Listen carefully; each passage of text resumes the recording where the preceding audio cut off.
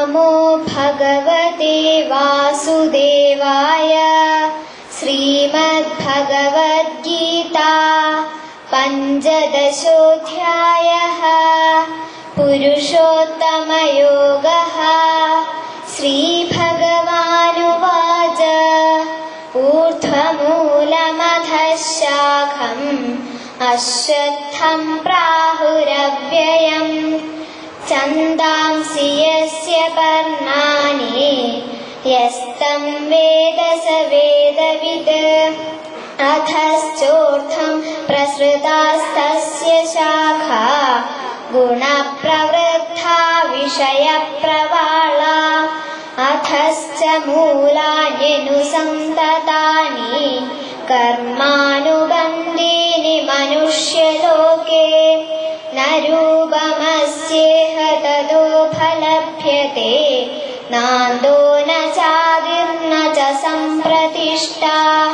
अश्वत्थमेनं सुविरूढमूलम् असङ्गशस्त्रेण दृढेन चित्वा ततः पदं तत्परिमार्गितव्यम् यस्मिन् गता न निवर्तन्ति भूयात्।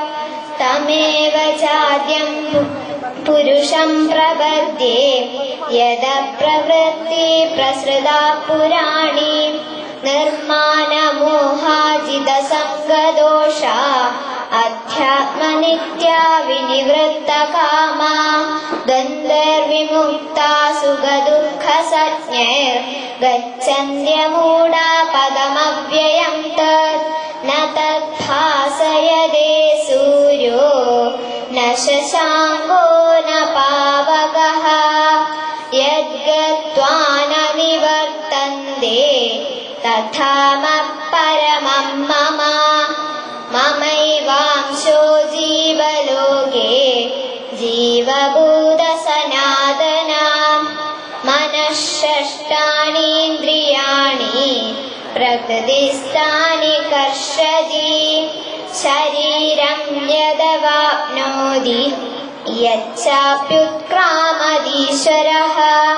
गृहीत्वैतानि संयाति वायुर्गन्धानि वाशयात्। श्रोत्रं चक्षुस्पर्शनं च रसनं घ्राणमेव च। अधिष्ठाय मनश्चायं विषयानुपसेवते। उत्क्रामन्तं स्थितं वापि भुञ्जानं वा गुणान्वितं। विमूढानानुपश्यन्ति पश्यन्ति ज्ञानचक्षुषः. Thank you.